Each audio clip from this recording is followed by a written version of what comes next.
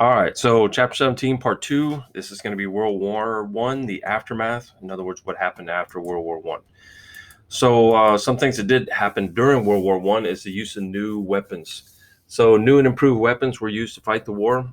Some of the weapons that really hadn't been used that much were machine guns, which made a big difference in the amount of people that were actually killed or wounded.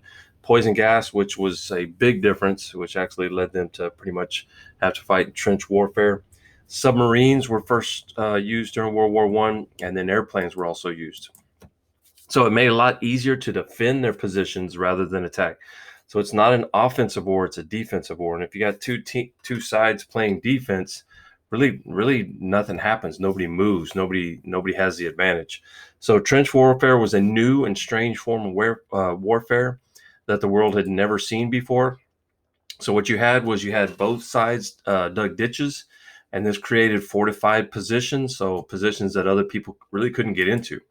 So trenches were separated by these fields of barbed wire and mines, and this was the no man's land. So you didn't go in there because very simply you would get shot, or you would land on a mine. So this is no man's land. So soldiers spent years in the trenches, facing shelling from artillery fire for hours a day. And since neither side could advance, what happened is the fighting lines actually became stationary. So no one advanced on the other army. So this is a picture of what a trench would look like.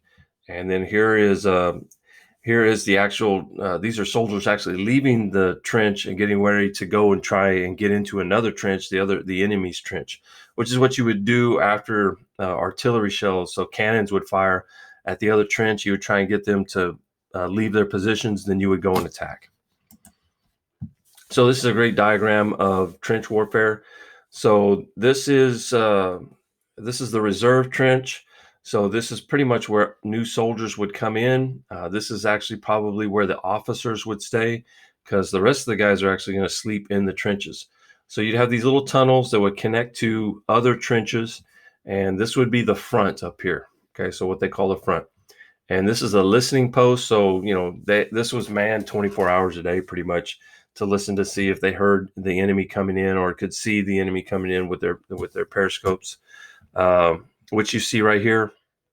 So here's a wooden periscope, and this is a troop looking to see if anybody's trying to sneak across the lines. And then here's his weapon with the sandbags, and then this is where they would sleep at night. So they would sleep in these dugouts, and that's where we get the word dugout from.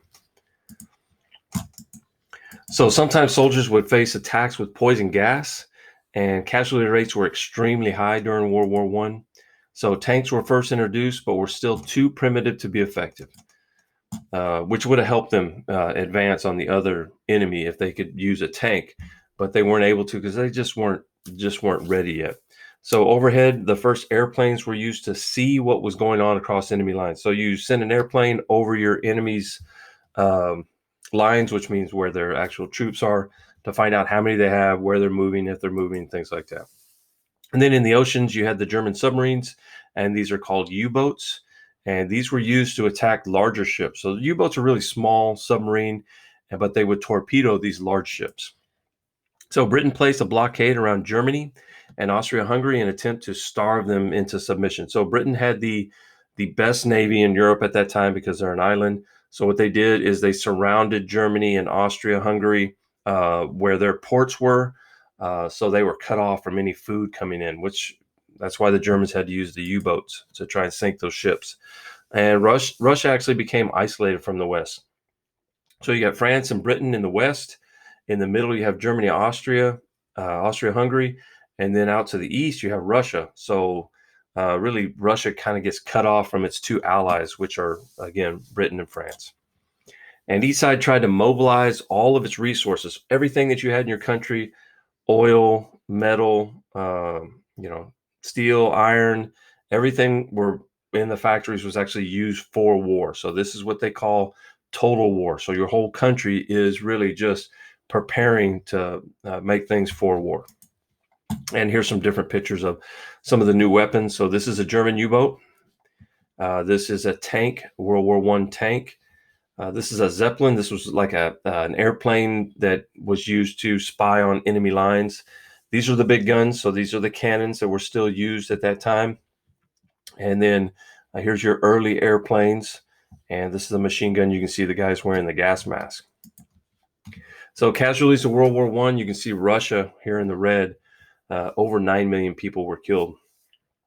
And then the next in line was Germany, 7 million people. And real close to them was Austria-Hungary. Those are the two groups that lost, of course. And then France lost 6 million.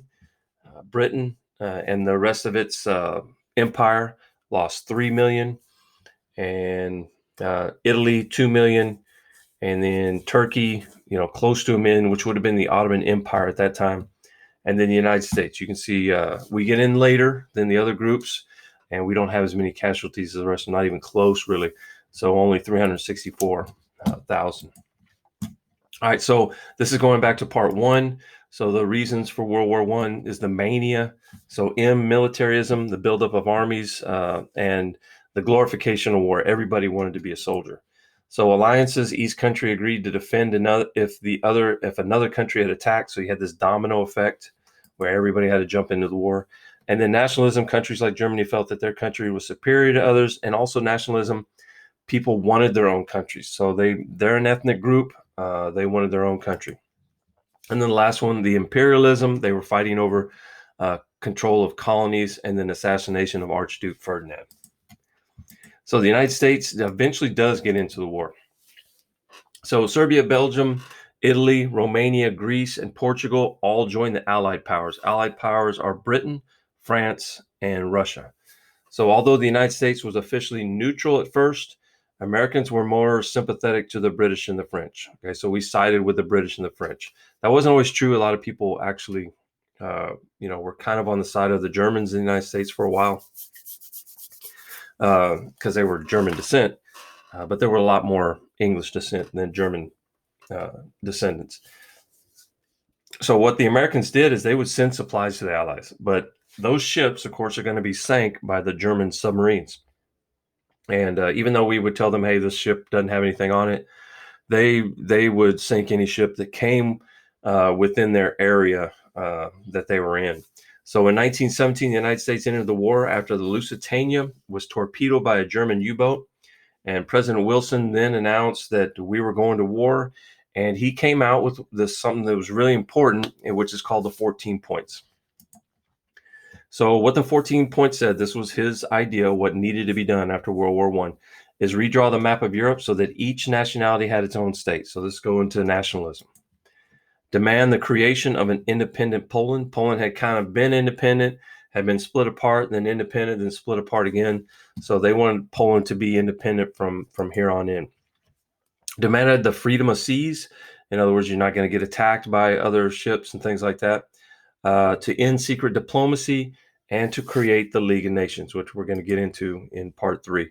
So America's entry into the war broke the deadlock in Europe finally. So the two trench warfare groups, America brings in a lot of new troops and things like that, and it actually turns the tide of the war. So in November 1918, the Germans end up surrendering. So here's his 14 points right here. And this was the kind of the newspaper at the time. And really, Germany thought that this was what was going to happen. Okay, so and it wasn't too bad for them for losing the war and things like that. They were not going to get punished as bad as what a lot of people thought that they should have been. So the human and material costs of World War I were staggering. Millions of people were killed or injured. But you also, afterwards, you have famine and malnutrition because all the crops and everything else end up looking like this. There was diseases, there was flu, there was all different types of things that actually happened after World War I. The other thing that happened with the governments of Russia and Germany are overthrown. So Germany had to give up its Kaiser, and Russia ends up having a revolution, and they exit World War I even before it's over. So the Paris Peace Conference in 1919 believed that President Wilson would his offer would be the basis of the peace settlement. The Germans agreed to end the war and overthrow their Kaiser. So they thought what the 14 points is what was going to happen to them if they surrendered. So the Allied leaders met in Paris to negotiate the peace. And these are the different leaders that met, of course, and for us, it was Woodrow Wilson, President Wilson. So what actually happened in the treaty, of course, it ends World War I. It concludes peace with Germany, and really just Germany at that time. The other treaties dealt with Austria-Hungary and Turkey later on, and the final peace terms turned out to be extremely harsh for the Germans. So this is all the things that that happened after World War I. Germany was blamed for starting the war, which they didn't. The German army had to be reduced to 100,000 men. The Navy was only allowed to have 6 battleships. They were not allowed to have tanks, airplanes, or submarines. And this is the one that really crippled them, is they had to pay 6.6 billion in reparations. So they had to pay France and Britain and Russia 6.6 billion to rebuild their countries, even though their country was also destroyed itself. They lost all their colonies. They were forbidden to unite with Austria again. So here's Germany. They could not unite with pretty much this whole green area again. And then there's a demilitarized zone in the Rhineland, which was their land. And it's a kind of a stretch. It ends up being like almost like a no man's land where you can't send troops in there anymore. Alsace-Lorraine went back to the French, so they actually had to give up land. And Poland was given a part of Germany. So you can see this yellow area right here was actually given to Poland. So they give up land, they give up money, and they pretty much give up, a lot more than what the 14 points had. And these are all the different ones again. So they had to say that they were guilty for it, reduce the military, Rhineland to be demilitarized, which was their land. German national territory was given to other countries. They lost their colonies, which is their overseas territories. Reparations was the 6.6 billion, and then they could not join with Austria anymore. So the peace terms again, Germany lost a lot of its territory. Austria-Hungary, over here at the top, was divided into several new national states, and Turkey lost most of its territory in the Middle East.